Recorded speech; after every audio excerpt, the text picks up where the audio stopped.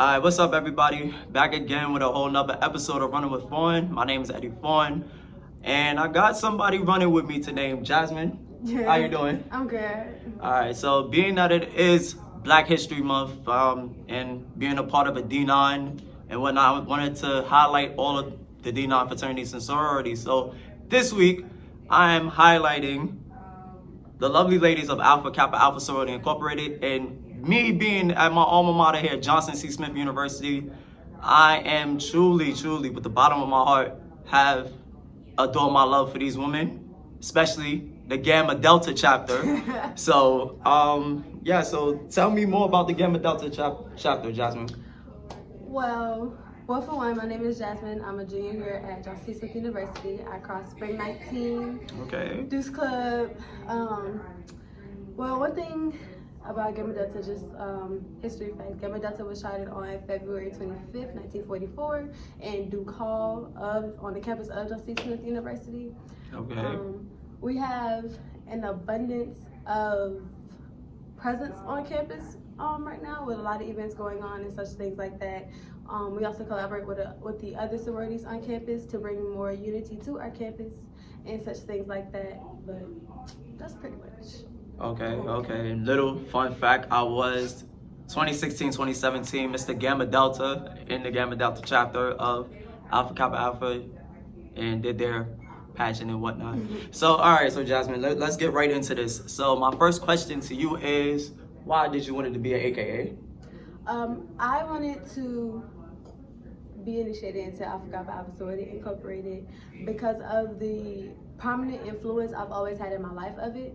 I'm a legacy, so my mother is also a part of this wonderful organization. So everything that I did, I always looked up to her about, and all of the service and stuff that she did when I was little, and just taking me to conferences and stuff like that. I just love seeing like the experience you get from it. I loved seeing how a lot of Black women would come together. You don't see that often, especially like I'm from Jacksonville, Florida. Okay. So you don't see that often a lot, of just a whole bunch of Black women in one place, one setting. So I knew that I wanted to one day be a part of that, and also make my mom proud and continue on the service that our founders once wanted to do. Right. Oh, shout out to the legacies that's doing it for real. Shout out to the legacies, moms, pops, like building your sons and daughters into these great fraternities and sororities. Y'all set the foundation for them. So I'm proud to hear these things. So you quick to jump on. You said your mom, who actually made you out to being a woman of Alpha Kappa Alpha Sorority Incorporated. So that jumps into my next question. Like, what was the reason of you wanting to be an AKA? The reason of me wanting to be an AKA, just to piggyback off what I said previously, just wanted to increase and continue like the service that I once seen.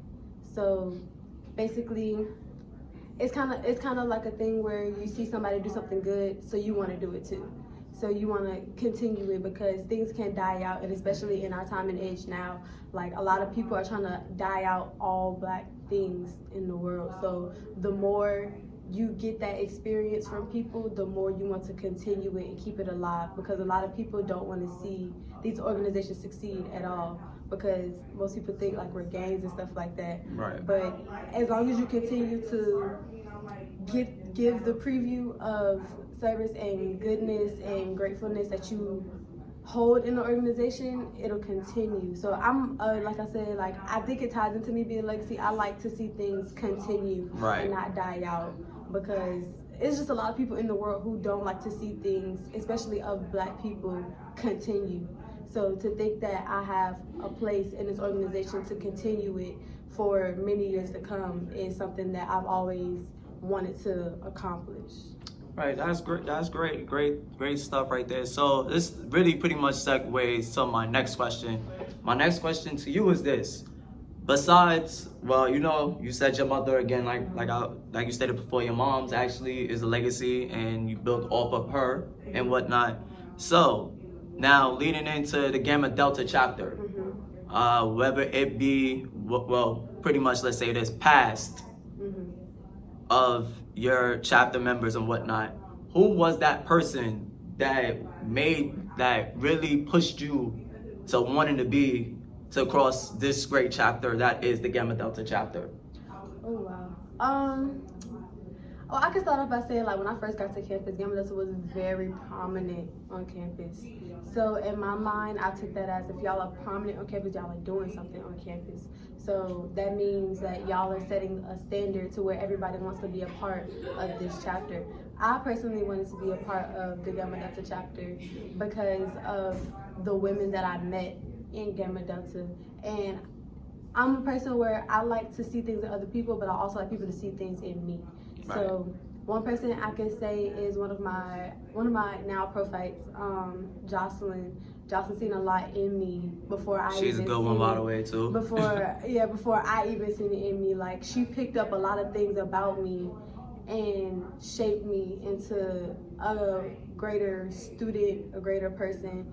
So I have to give a lot of credit to her as well, because I feel like a lot of stuff I don't think I would have gotten through if she didn't tell me, like, all right, strap up, like, right, you can do it. Like, this is what you want, so you gotta push through it and work for it.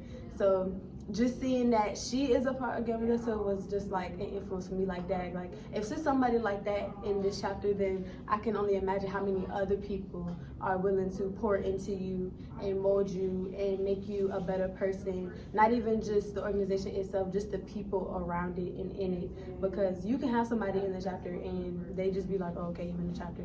But it's another thing to actually feel. To actually feel and do. Yeah, and feel like you're a part of it. So that's where, like, I felt most comfortable and most desiring to be a part of it. So I have to give a lot of credit to Jocelyn. All right, that's what's up. And Jocelyn, who she's referring to, that's my good sister, by the way, though, too. So she's real good people and love her to death. One of my favorite AKAs. Like, I have a lot, to be honest with you, throughout my duration here at Smith. But, like, she's definitely one of my faves. So, leading into my next question, like, and I know you've been in the AKA for a very short amount of time and whatnot. Yeah. So, if one thing, right, your one profound moment since being in the chapter, or since being in AKA, period, what is that one defining moment that you have seen, that you have witnessed to since being in AKA? I could say my favorite moment so far has been our undergraduate roundup, and it's basically like a conference of all the undergraduates in our region. Right. So I loved it because it gave me a chance to realize that it's not just Gamma Delta, it's not just Johnson C. Smith. Like, there are a whole bunch of other chapters that do amazing things, and you meet a lot of people and you meet a lot of other sorors, and it's a little overwhelming because it's like a whole bunch of people that come. So because our region is both Virginia and North Carolina, so you meet 2 states. Yeah, you meet a whole bunch of people, and to me it was worth it because it really opened my eyes to, like, wow, like, we have a big sorority, and this is not even the bulk of it. Like, right, this is just a chunk. It's not just your chapter, your school. It's 15 other schools, 15 other chapters, and a whole 2 states in one area. So it's just like a lot of young Black women trying to do the same goal. And that's why I loved it, and it opened my eyes to, like, wow, like, I really joined an amazing sorority because all of us have the same goal in the end, and that's to be amazing Alpha Kappa Alpha women and to keep empowering ourselves to do better. And I met so many great people from other chapters and such, so it was just a really nice experience. All right, that's great. That's great. Loving to network with your other sorors and whatnot and things of that nature. So, I mean, that's just great things, and, like, just keep doing that. You know, just keep in touch. You know what I mean? That's what we all for. Like, it's just us being in a fraternity and sorority. It's just all about networking, because that person might know something that you don't know, yeah, or you know something that they might not know, and they teaching each other. Yeah, that's all of what it is. So that leads to my last question, and this is a 2-part question. Okay. So the first part of it is, obviously, where do you see the sorority in, like, years to come? I believe that our organization will be around for a minute, especially because we keep influencing young girls to want to join the ride and want to do better as well. So I feel like, and not even just for my organization, my own organization, I see the whole NPHC still continuing on because we're a historic thing, and not a lot of kids now have that. They don't have that black influence to tell them like it's okay to do what you want to do, but not be afraid of it because of your skin. Like, and I think that's one thing that plays a part into it too. As long as we keep encouraging and keep our kids alive, basically keeping their imagination open and they can do anything they want, then most definitely I feel like it'll continue on in the years to come. Like, I expect my kids to want to come to me one day and be like, I want to do what you did. So I feel like it's gonna be around for a minute. Like, and you might want to add building a legacy also. Yeah, since like you're a legacy club yourself. Yeah, like I expect my kids to come to me like, Mom, like, I think I want to do what you did, like, and definitely try to expose them to it all, so they can get a feel for it for themselves, just the whole shebang. All right. Now, you said on the aspect of the whole AKA as a whole. Mm-hmm. Now, remember, I did say a two-part question. Mm-hmm. So, the second part of it is where do you see Gamma Delta as a whole with years to come? Gamma Delta ain't going nowhere, baby. That's just the whole tea about it. Gamma Delta ain't going nowhere. As long as we keep our presence on this campus strong and we keep doing what we're supposed to do and we keep achieving and we keep striding for greatness like always, we ain't going nowhere. Like, and that's not even me having the neo cockiness. That's just me having the love for my chapter like I do. Like, we ain't going nowhere at all. And if we got something to do with it, best believe it ain't going nowhere. Like, I mean, I feel you on that. But Jasmine, thank you so much. No problem. And thank the women of Alpha Kappa Alpha Sorority Incorporated. You already know the vibes for that. But that's it. That's all the time I have. Thank y'all for tuning in. Eddie Fawn, I'm out of here. So see y'all on the next episode of Running with Fawn. Cheers!